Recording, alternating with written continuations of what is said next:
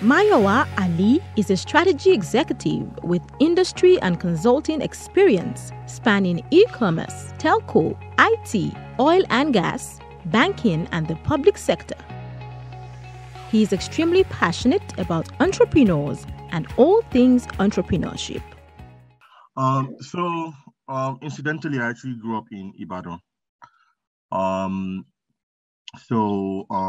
spent sort of, first probably 15, 16 years of my life in Ibadan. So primary school and high school, I went to Life Fort. It was just like, every sort of like, typical, young person, growing up. Obviously, it was a very different. I always knew, right, that I wanted to build things and I wanted to build businesses. So that's always been something that has been, at the back of my mind ever since. I don't know, I was probably like, conscious of anything. Then obviously, went into high school, and in Nigeria, obviously, once you're a science student, everyone expects that you're either going to be a doctor or an engineer or any of that, right? Yeah. And so that was almost like, pretty much the set part, right? That had been almost like predestined, like, oh, you're going to be an engineer, a doctor. I hated like biology, so it's like, okay, yeah, so you won't be a doctor, you're going to be an engineer for sure. But I think probably when I was in like SS1, right? Just getting into high school, I had read about a guy, right? Who was sort of like based in the UK. And he was a software engineer. And this was like, I don't know, 2000 and, I don't know, 2000 or 2001, right? But the story was very intriguing, right? Because it was talking about how, it was using software to sort of solve different problems, and was talking about some of the different companies that he had built software for, right? In the UK. And that sort of got me interested in that space, right? So actually, I've always known that, yeah, I want to build things, I want to build businesses. And, that entire, like, software part started to look, very interesting to me, right? To say, okay, this is a way where you almost can, build many things, right? Like, you're not like, because, again, the other thing about me was always like, I always wanted to be able to do like many things, right? And so software looked like a very good part to sort of like, solving many problems. And so I then went on and I told everyone that, hey, I'm going to be a software engineer. I don't know what I want to do in undergrad, right? But that obviously ended up being like a challenge, right? Because no one understood it at the time, right? Like what is software engineering, right? Like it wasn't a course that anyone was really offering, right? A running battle. Ultimately, when I was, I wanted to initially go abroad for university. I ended up, actually, doing my undergrad at Covenant University. And I was basically convinced, right, to go in and study sort of like a much broader program, all right? So I did electrical engineering, with a bid to then, figure out like a way to specialize, right, in whatever it is I want to do. After my undergrad, right, or my bachelor's degree. So I went into Covenant, I studied, I went in and did electrical engineering, right? But I think basically from my second year, right, it sort of became again very obvious that again, yeah, like, the actual physical electrical engineering wasn't something that I was really passionate about or really interested in pursuing, right? And that I was actually a lot more interested in, again, back to, how do you build solutions, right? So, for me, like, even when I'm in class and like learning electrical engineering principles, right, I'm thinking more about, okay, how can I, like, what problem can this solve, right? And how can I commercialize this? And so, right from my second year, I basically started to do a lot more sort of like, take a lot more interest in like, business and commercial aspects of, or sort of like engineering, right? And I started to position myself as that person that can almost be right in the middle of like the technical people and the business people, right? So I did a bunch of things, in undergrad, fast forward sort of like, graduated, went on to work in consulting, which was good because, I wanted to get um, experience from how do you actually build proper businesses, right? So, at consulting, I got the chance to work with like, large businesses, CEOs and all of that, right? And just really learning, the actual nitty gritty of running a business, right? But I was always on the side, always to sort of like engaging on the technical parts, right? And sort of like the actual engineering bits that I was interested in. And so, yeah, after spending sort of like, a couple of years in consulting, I sort of like, sort of had a full circle moment back, right, to like my first love, which is like technology. And, Okay. left about a year and a half ago to start a technology business, which is what I'm doing now. So I became a believer, like a real believer, right? An actual born again when I was in undergrad, right? So I went to Covenant University, right? And you don't get born again when you're in Covenant, it's very difficult for you to get born again anywhere else. So I think this was like when I was in 200 level. In 2007, I became a believer. It's like October 2007. Um, Obviously before then, right? I've always been, grew up in a Christian home, right? Went to church every Sunday, right? But obviously there's a very big difference between like, growing up in a Christian home and going to church every day and being like actual born again, right? So, actual born again, was October 2007. And I think that the biggest impact of that, right, in my career is two things. Number one is knowing that, ultimately, my parts are, like everything that I do, and maybe it's actually one thing, like with two branches, right? Everything that you do, right, is ultimately, not for your own agenda, right? But it's ultimately to bring kind of like glory to God, or, like we say in my church, right? It's basically because of like there's always a kingdom agenda, right, to everything that we do.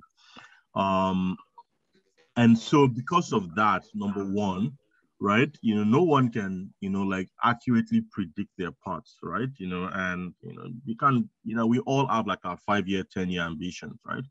But the truth is that you can't really tell, right? You can't really, tell what's gonna happen in 5 to 10 years, right? Bible says like, eyes have not seen and ears have not heard, right? So the truth is like, no one can really, predict the future, right? But you do know that, like there's always just that trust, right? That, as far as God is leading you, as far as, every step that you're taking, right? You have the peace, right, of God, right? You know that you always be fine, right? So, I mean, I always think that, yes, I wanted to run a business, I wanted to do stuff in technology, but I couldn't have predicted the exact part, right?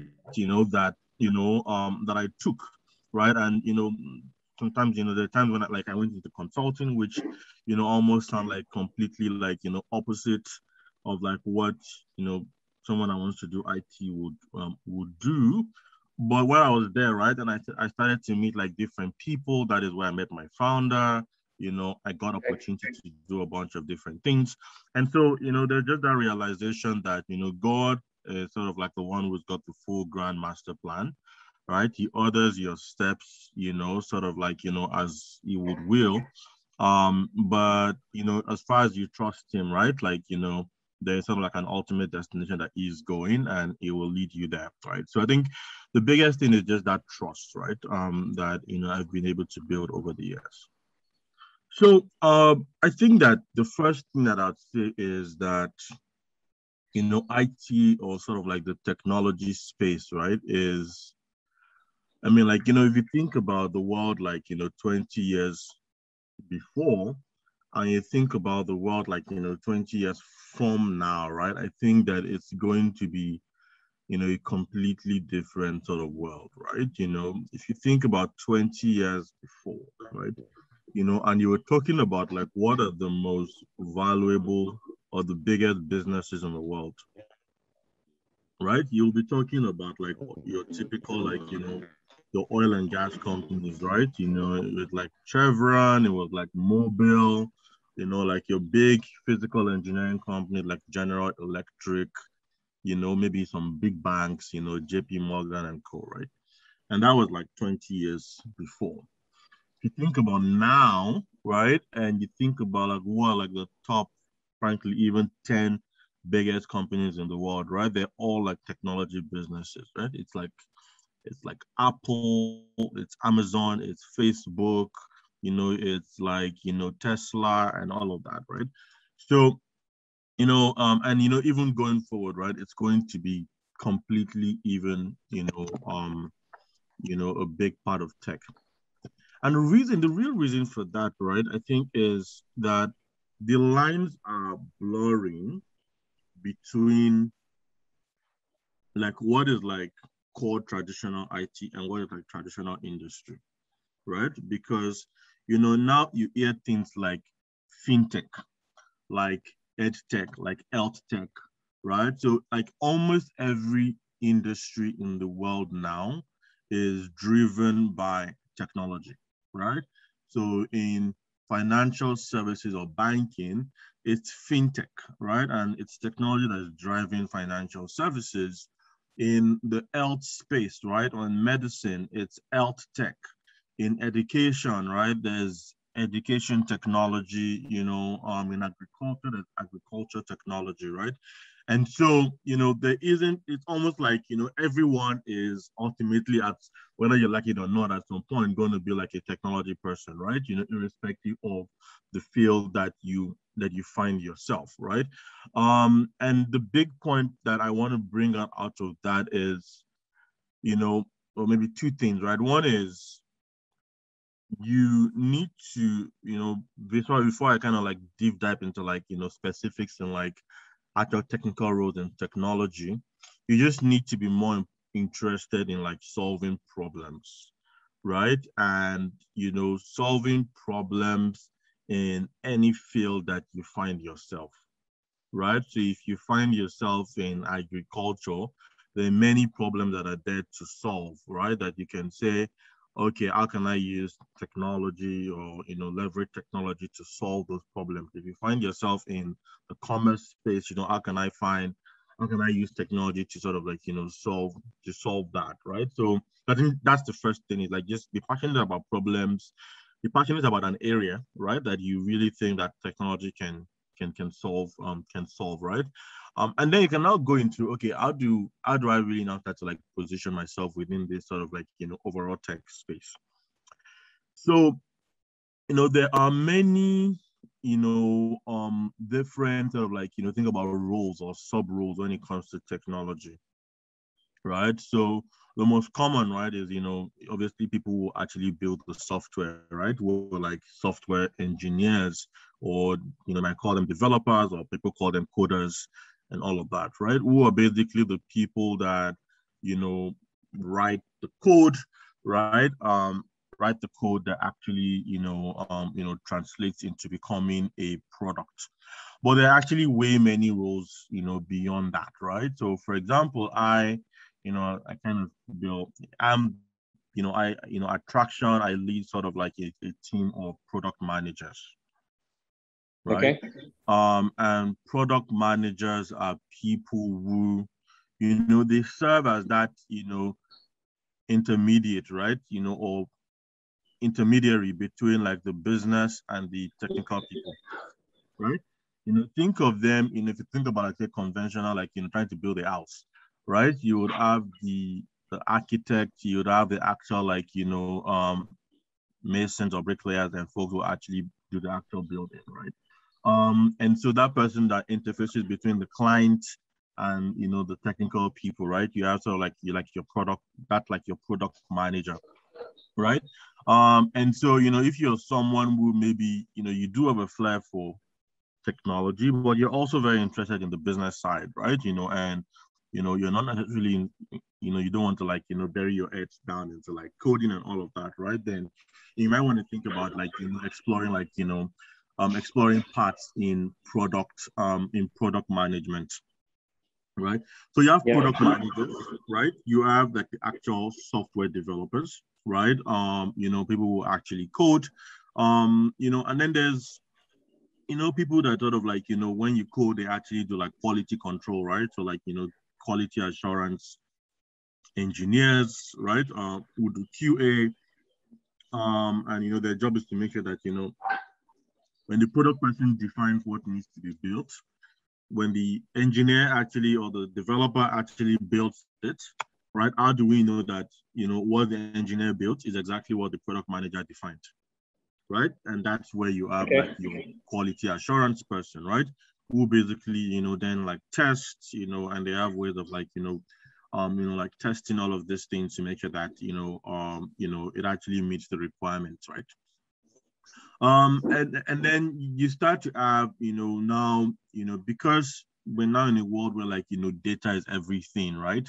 And every organization is like generating so much data, and they're trying to think about how do we use this data to actually make sense, right? So if you're like very interested in like numbers, you're very analytical driven, then you might want to start to think about roles like data analytics, and data science, right? And the difference is just like the data analytics is how do I help the business to make sense of data, right? And actually bring out insights, right? To say, okay, this is how, this is, how you can actually, this is like what data is saying, and this is like what it means for your business.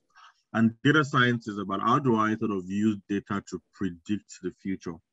But beyond going into all of this detail, right? What I always advise young people, right? And it's a bit of the kind of advice that I got when I was also sort of, in high school trying to transition into university, which I did not agree with, and I fought a lot then. But I'll repeat it because it actually makes sense, right? In hindsight, is you know at this stage, right? The most important thing is how do I make sure that I am positioning myself, right, to take advantage of all of these opportunities, right? And as I sort of get more and much more closer, I start to figure out where do I really want to play, right? And so that means, for example, if you're thinking of like undergrad degrees and you really think that technology is like what you want to do, you want to go for something as broad as maybe like doing like a computer science degree, or sort of like doing like a broad degree in like computer engineering or something like that, right? That gives you a very broad overview of all of these spaces, right? And what would then happen is like you will then as you learn more and you go deeper, you'll find out the areas that you are either very passionate about, or that you have seen a problem or an opportunity that you want to solve, right? So I typically don't, I wouldn't, say at this point, go around and say, oh, I want to be a data scientist and that is what I'm going to do. And, not going to do anything else, right? Because, it's important that you first, give yourself that, breadth of knowledge, right? Across the field. That's the first thing. The second thing, right, in terms of like taking advantage, is I also encourage everyone, if you can, and you have access to a PC or any other likes, learn how to code. And this is like irrespective of whether you actually want to do technology or not, right? It's, the same way like, you would learn other extracurricular things, right? I think that the way the world is evolving, right? Like, the ability to code, right, is going to be one of those things that is going to become like almost like standard. Like if you can't code, you're almost like not literate, right?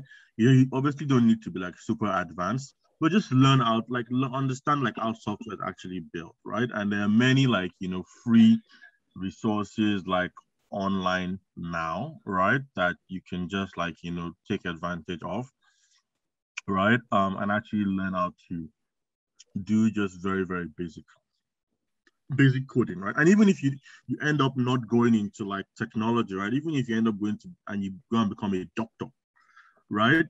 That skill, like I said, there's sort of like a field called health tech or health technology, right? When you sort of have that knowledge, right, and you say, okay, I'm now a doctor, right, then it positions you very well for you to actually know, okay, really, how can I, the problem that I'll end up encountering in medicine, what are ways that technology can help me solve it? Right? And either I'll solve it directly or I'll partner with people, etc. Right? But I think just that ability to code is important. Right? So if you can, and you have any sort of flair, right? Spend some time,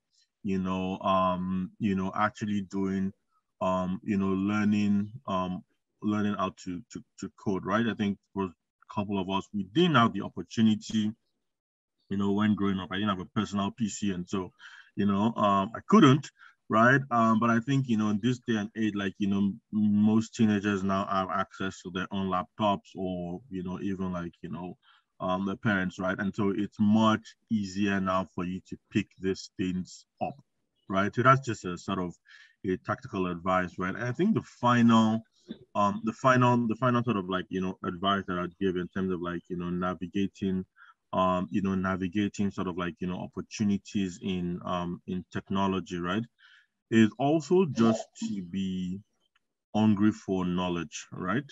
And just read like, read broadly, right? And just be interested in like what is happening in the world, right? What are some of the like what are the big trends that are happening? Read, like tech blogs, like read TechCrunch, you know, and like blogs like that, just so that you are kept abreast, right, of this, what is actually happening. And for me, when I was a teen, right, getting into undergrad, I used to basically, like, in all of my pocket money was basically spent then, like, going to a cyber cafe, and just sort of like, going there, like saving a bunch of articles and coming back home, like printing them and like reading, right?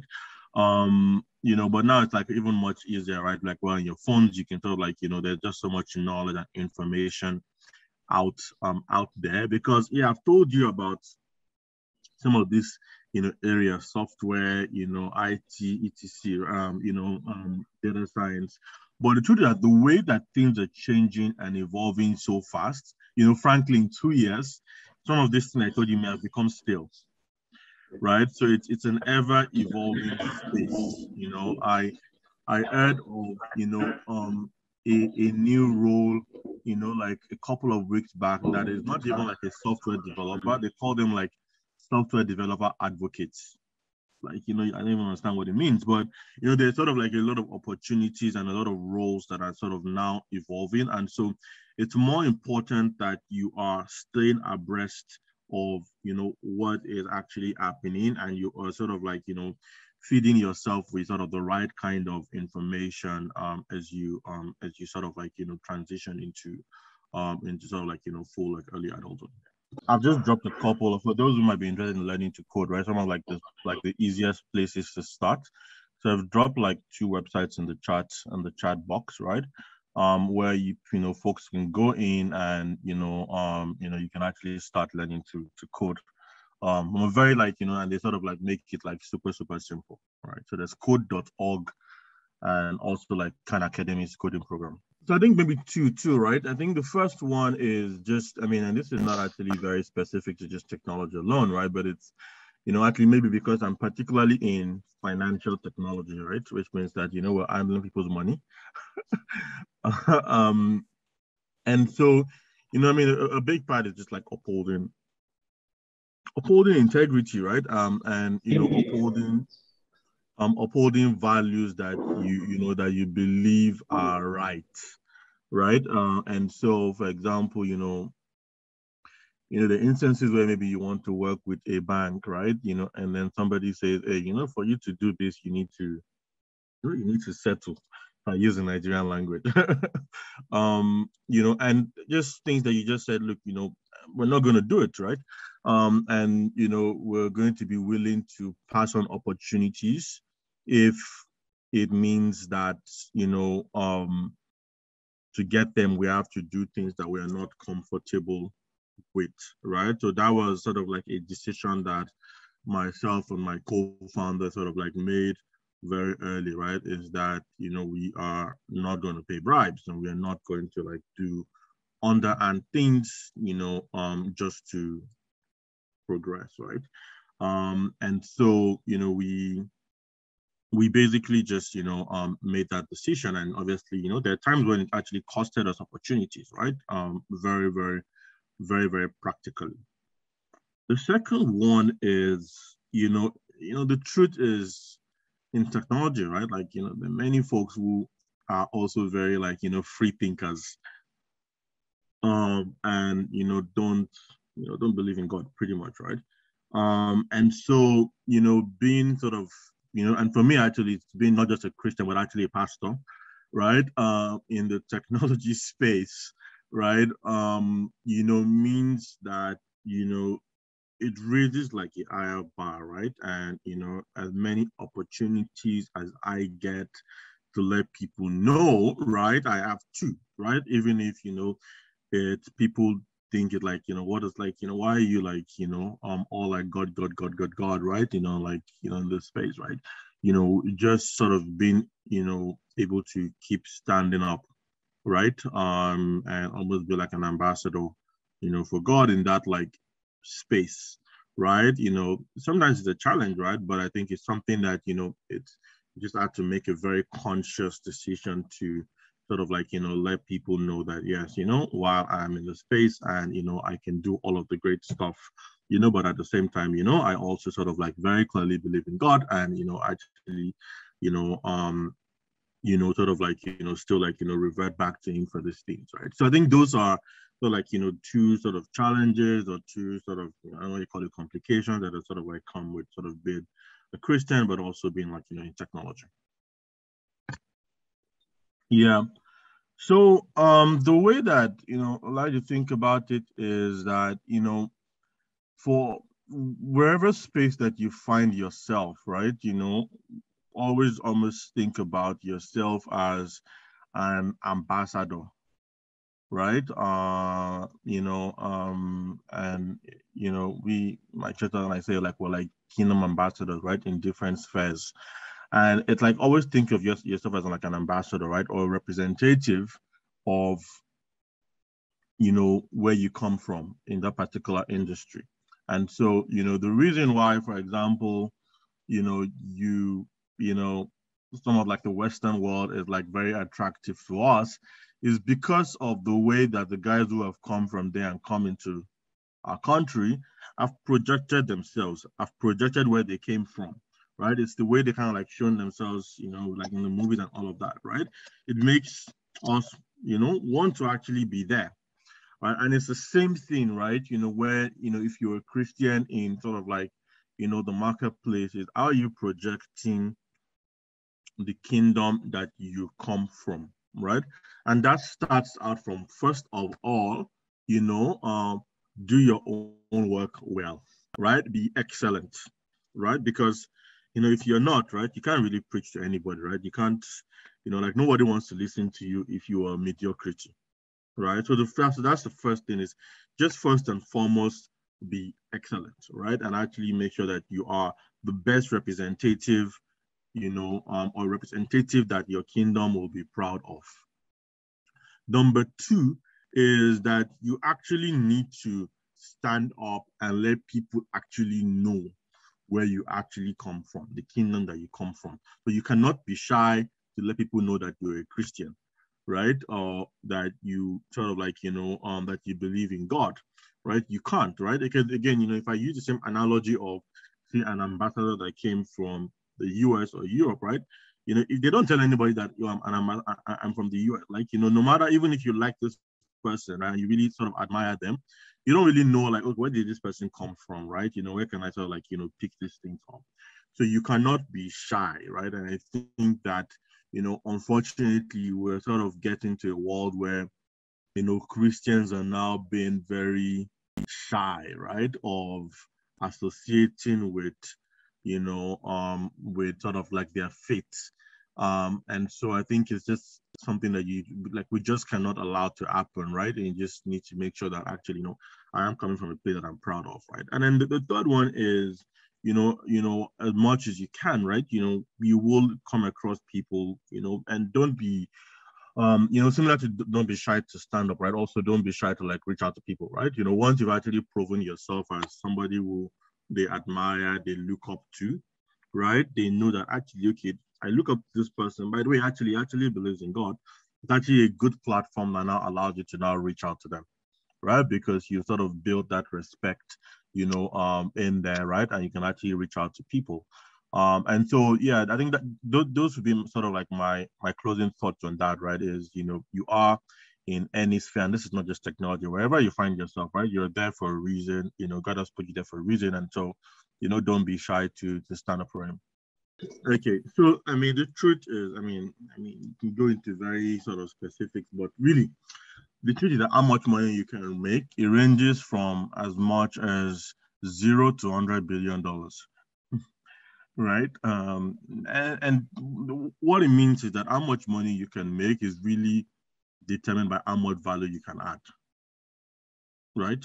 So if you add no value, you'll make zero, right? Because nobody would employ you, nobody would hire you, and all of that, right? If you add a lot of value, right, like Jeff Bezos was like the founder of Amazon, right, then you can easily be what, like, $500 billion, right? So I think that it's very, very important, especially at this stage, that it's really less about the money that you can make from a space, but about, like what I said earlier, what problem can I solve for the world, right? How much value can I add? And how can I build my capacity to be someone that can actually add value, right? Because truth is that whether it's technology, there's like, today, right, making money it doesn't really matter what space you are in, right? If you are good, you can add value, you will be fine, and you will sort of make money, and you'll be successful in life, right? But if you are very sort of like, conscious of just the money, and you make your decisions based on that, right? Instead of what am I really great at? How can I add value? You end up in a space where you probably, are not a best fit for it. So you will not be great at it. So you will not make that money that you thought you would make, right? So that's the way that I'll answer that question, right? Is the truth is that, so I'm a business, right? We employ about 12 developers, right? And, and this is not by year of experience, just by how good they are, right? Some of the higher paid engineers earn like 6-7 times what some of the other engineers earn. And when I say engineer, I mean software developers. So the truth is that it's really about how good you are, right? And people will pay for that value if you actually, if you do have it. And so we just really want to appreciate you for taking out your time out of your busy schedule. We understand what it means for an entrepreneur.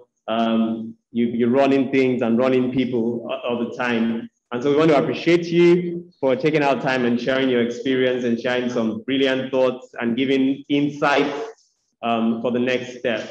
And we hope that whenever we call on you, you'll be right out, to meet us.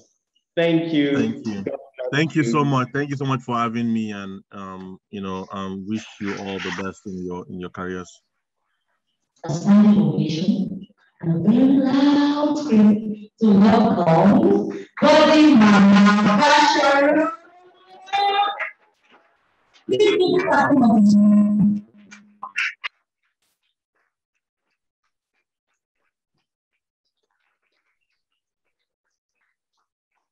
That was it. I just want to kind of help us a little bit to understand. Who Who knows the richest man in the world now? Who is the richest person? You know who? Jeff Bezos. What does he do? No. Tell us about Jeff Bezos. Who knows what that guy does? Somebody at the back there. What does he do? What does Amazon do? What's Amazon? Sorry? Online store. Well, if you just put it like that, you might just miss the whole point. Because there are 1 billion online stores. Are they all making the kind of money like Amazon is making? Amazon is simply a tech company, what we call a technology company. And that's what Mr. Yu was trying to help us to understand. This is different from IT. This is completely different. IT, maybe is when you have, what would I call it? CD, you are defining IT for me the other time. Where is CD now? What is IT? Define again. But you see, when you use that skill to add value, to create value in the world, to solve a particular problem, that is what they are referring to as technology. And that is what tech companies are doing. And that's what that guy was trying to say, that making the amount of money you can make depends on how much value you are adding. Well, almost. Like how people value what you are doing. How people value the solution you are using IT to provide to people's problems. You remember, Jeff Bezos, Amazon was not the richest man in the world before COVID. But during COVID, he made so much money because people were stuck in their homes and they needed to shop. And he was providing that opportunity for people using technology to help people to shop during that COVID time. And, you know, because of the potential to, okay, maybe I should also ask, how many other very rich IT or technology tech entrepreneurs do you know in the world? No, just two. Because there are two. No, if you know, just raise your hand. No. I want some people on this side, and these are where all the big people are. Yes, who? Elon Musk. What's his company? Tesla. Tesla. The guy is a multi-billionaire. He has so much money, he doesn't even want to know what to do with it now. We are going to the space, he's doing underground vehicles, all kinds of stuff, because the guy has too much money. And what the guy did is to use technology to solve the driving problem. And he started having, I think the Tesla was the electric cars that was first popular. In fact, when I saw Tesla, maybe like how many years ago, about 2007, 2006, when I saw the first, I was like, what is this? If you bring this kind of car to Nigeria, somebody will say, winch, oh, winch. See, this motor doesn't have engine. The thing doesn't have engine because it does have chips, it does tech. And the guy has made so many other companies now are doing electric autos, but the guy has already left everybody behind. He started thinking about it when nobody was thinking about it. So the whole essence of technology is solving the world's problem with IT. So that is where the difference is. Let me also say what kind of describe another difference. Talk about graphic design, creative. How many of you like graphic design? You like to design things. And you know, there are a lot of people doing that, but they're not making too much money. But there are some people who call themselves UI UX designers. the people that design how you relate with apps. It's the same, how would I say, the same fields, but they are working in tech, and they are the one making all the money right now. They don't even call themselves creative artists. They call themselves that fine name, UI, UX designer, user interface, user experience designer. The way you relate with all those apps, any apps you like, maybe it's Instagram, maybe any app you've ever used, they're the ones that design how you relate to that app. This is basically graphic design in layman terms. But they have moved from saying they are graphic designers. They have moved into a space in tech, and they've given themselves another niche, and they are calling themselves UI UX designers. They're all just graphic artists. But you, if you stay in graphic artists, and you are doing graphic artists, you are there, sorry for your life. The other people have moved ahead. That's what the guy was saying, that the world is moving into the tech space. So many things, almost everything. How many of you ride boats or Uber? Boats, Uber. People, what's the name of that other motorcycle one? Safe Border and Okay. All right. They are all technology companies. They are not Okada companies. They are not taxi drivers. You see those people who are driving the Okada, who are driving, they are not the one making money in that place. The people who have the app that they are using are the people making the money. They are tech entrepreneurs. They are using technology to connect the rider with the driver and smiling all the way to the bank. How many of you are on social media platform? Which, not you, okay? You people are not on any social media platform. Put your hand up if you're on any now. Which one are you on? Instagram. Which other one? Huh? Snapchat. Which other one? Huh? I thought the most popular now is TikTok. Where are you people? Are you in Stone Age? Okay. You see, the people who built those apps, the entrepreneurs who talk about how do I connect people with each other? What do I do? They are the people who are making the money in those spaces. And they use a lot of other people. A lot of other people have to work together with them to be able to succeed in what they are doing. Like the UI UX designer that I spoke to you about, the analytics or data analytics person, the project managers, the engineers, they call them engineers, the people who build all the code. So those are all the different professions the guy was trying to list out for us.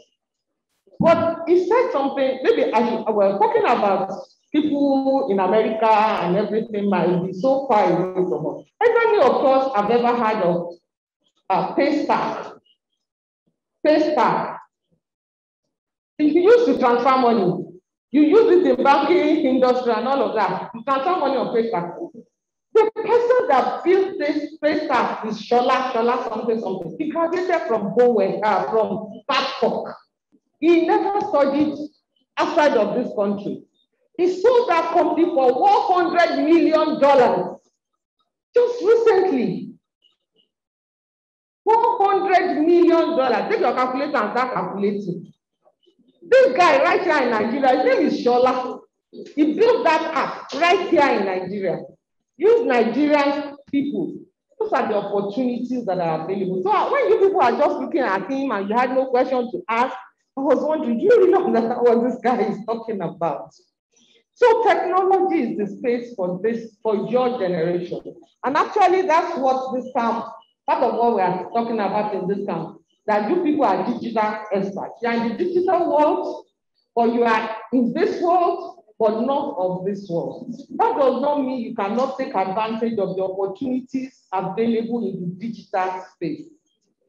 And let me tell you, he said something very important. He said, no, this should not be about how much money I'm going to make, because you might end up not making any money.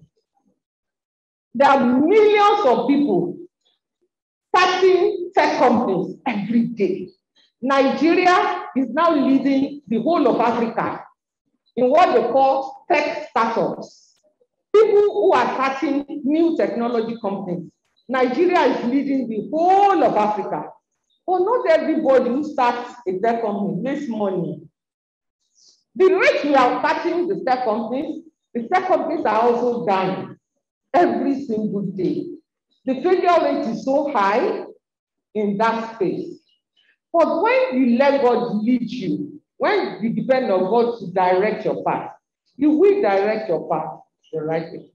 This Shola guy of papers I'm talking about, when he started this company, not so many years ago, there were millions of others. They call that space fintech, financial technology, fintech. So many other people here in Nigeria that started their own fintech companies. Those companies are long gone. You can't even hear about them any longer. But Shola's company was able to build a company, was able to sell it off at such a stupendous rate. I mean, so much money that you can't even calculate on your own. But not everybody gets there. So that's what he was trying to say, that when you are thinking about technology, think about God guiding you to the right space. But that is the space for your generation. That's where the world is going. And even any profession you might want to be in, there's a tech solution in that profession. The other day I was very excited when I heard of a startup in Nigeria connecting people to tailors who will make their clothes. I was really very happy because I'm tired of all those tailors that spoil my clothes. So I want to use that their app to find tailors. You know, that is how people are thinking. Maybe the girl that started the company too was tired of tailors spoiling her dress. So she decided to build an app where you can find tailors on her app. That is what this guy is saying. It depends on how much value you are adding to people's life that will make you money in technology.